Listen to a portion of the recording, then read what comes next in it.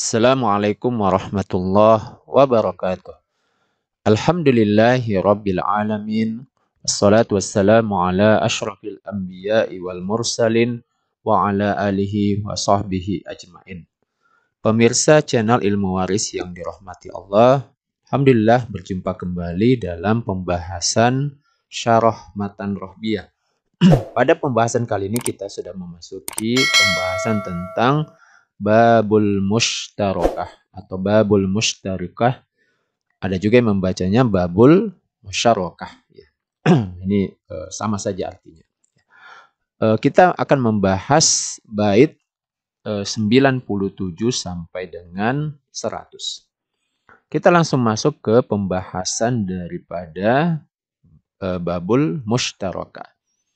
Qala al-muallifu rahimahullahu ta'ala nafa'anallahu bihi wa bi ulumihi fid dharaini amin amin ya rabbal alamin.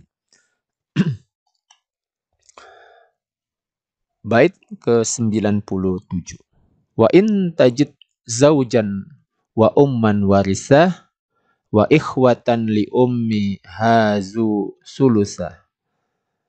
Apabila engkau menjumpai ahli waris yang terdiri dari suami, kemudian umman atau ibu, dan kemudian saudara-saudari seibu, ya, yang mendapatkan bagian sepertiga. Berarti saudara seibu ini jumlahnya lebih dari satu orang, baik keduanya laki-laki atau keduanya perempuan, atau laki-laki dan perempuan yang intinya lebih dari satu orang. Wa ikhwatan aidan li ummin wa abih wastagrakul malah bi fardin nusubi. Dan juga saudara-saudara sebapak seibu, artinya saudara kandung, dan mereka mengambil seluruhnya sesuai furud yang mesti diterima. Faja'alhumu kullahumu li ummi waja'al abahum hajaran fil yammi. Jadikanlah mereka semuanya sebagai seolah-olah sebagai saudara seibu, dan anggaplah bapak mereka bagaikan batu di lautan. Waqsim alal ikhwati sulsat tarikah fahazihil mas'alatul mushtarikah.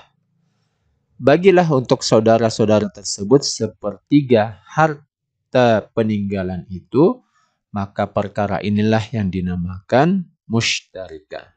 Baik, kita coba bahas penjelasannya ya. Jadi bab ini adalah babul mushtarakah atau babul mushtarikah.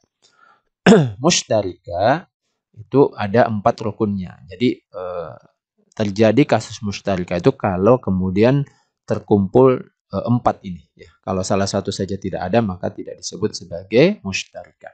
Apa yang itu? Yang pertama adalah ada zauju, yaitu ada mayit, berarti yang meninggal itu adalah istri. Ya.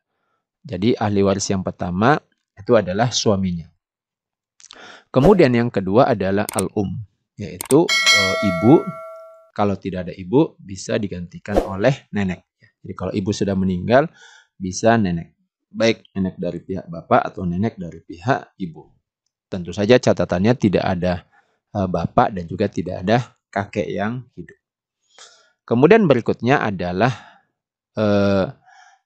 akhul lium atau akhul atau ukhti lium, yaitu saudara seibu yang jumlahnya lebih dari satu, baik laki-laki ya, lebih dari satu itu laki-laki semua atau perempuan semuanya atau kombinasi keduanya ya. Bisa laki-laki dan perempuan masing-masing satu, ya intinya lebih dari satu orang.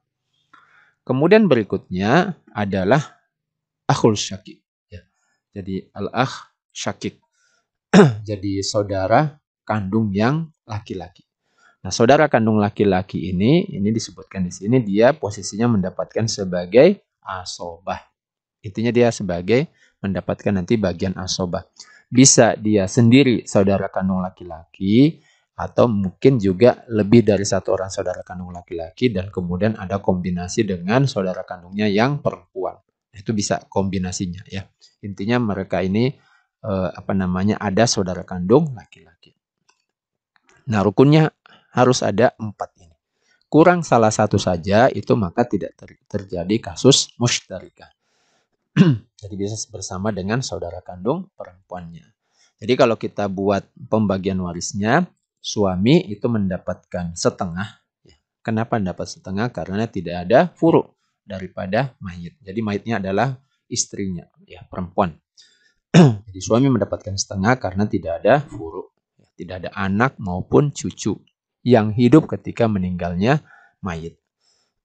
Kemudian ibu, kita kembali ke posisi awal ya. Kan tadi bisa ibu, bisa juga nenek ya. Jadi ibu itu mendapatkan 1/6. Kenapa mendapatkan 1/6? Karena memang tidak ada furu. Jadi kalau ada furu itu ibu mendapatkan 1/6. Ini tidak ada furu, tetapi jumlah saudara daripada mayit ya, total saudara kandung ditambah saudara seibu, ini jumlahnya lebih dari 1 orang. Ya, jadi kalau jumlah saudara itu lebih dari 1 orang, maka ibu mendapatkan 1/6. Kemudian saudara seibu, karena dia ini jamak ya, lebih dari 1 orang, maka mereka ini mendapatkan bagian 1/3. Nanti 1/3 ini dibagi rata di antara mereka. Nah, kemudian posisi saudara kandung laki-laki dan pasangannya, saudara kandung perempuan, dia mendapatkan asobah bil ghairi. Nah, kalau kita masukkan ke dalam tabel, ya, ke dalam tabel posisinya itu seperti ini. Di suami, ibu, saudara seibu laki-laki perempuan, dan saudara kandung laki-laki dan perempuan. Suami dapat setengah, istri ibu dapat 1/6, lalu kemudian saudara kandung seibu, mereka dapat 1/3, nanti dibagi rata di antara mereka berdua ini. Lalu kemudian asobah bil ghairi untuk saudara kandung laki-laki dan perempuan. Nah, bagaimana cara pembagian warisnya?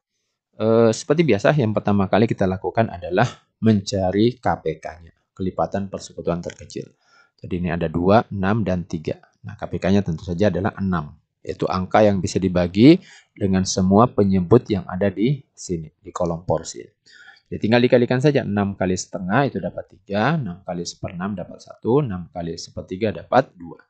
Nah, kemudian asobabil ghairi dapat sisa. Nah, berapa sisanya? Ini 3 tambah 1, 4 tambah 2 sudah 6. Maka asobabil ghairi untuk saudara kandung dapat 0.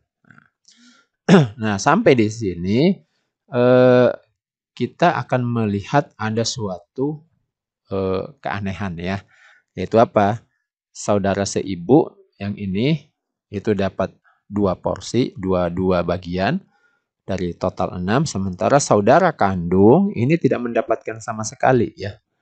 Tidak mendapatkan sama sekali. Padahal kalau kita lihat kedekatannya terhadap mayit, tentu saja yang paling terdekat itu adalah saudara kandung dibanding saudara seibu ya. Kenapa? Karena saudara kandung ini dihubungkan ke mayit dari jalur bapak dan ibunya sama. Jadi bapak dan ibu dari mayit ini sama dengan saudara kandung. Adapun saudara seibu, mereka ini hanya sama dari sisi ibu saja. Bapak mereka itu atau ayah mereka berbeda. Nah, kasus inilah yang terjadi di masa Umar bin Khattab.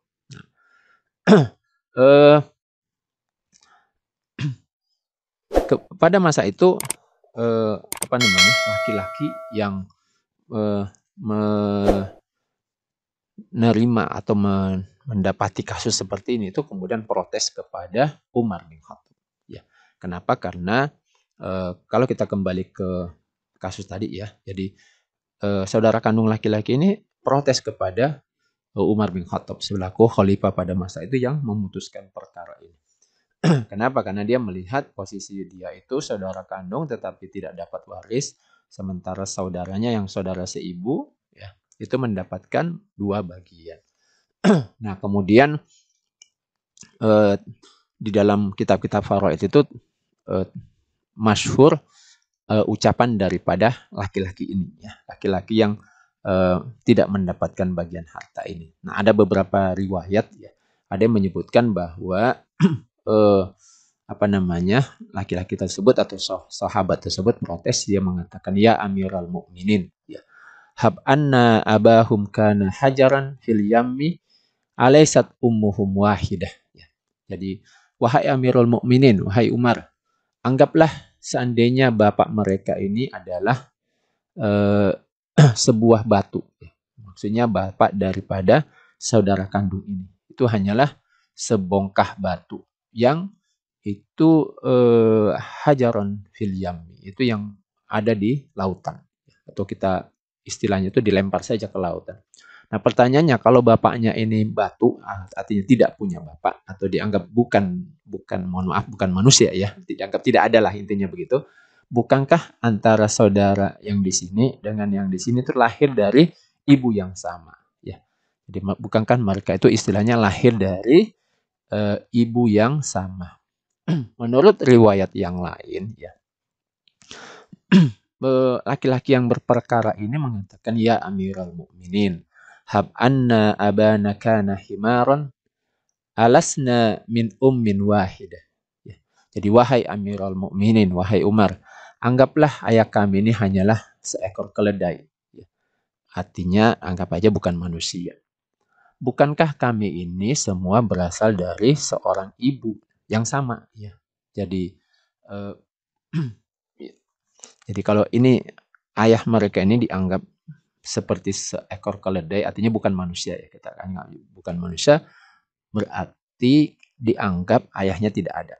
Bukankah ini itu lahir dari ibu yang sama dengan saudara seibu di sini? Jadi saudara yang di kanan dengan saudara yang di kiri ini mereka masih lahir dari ibu yang sama.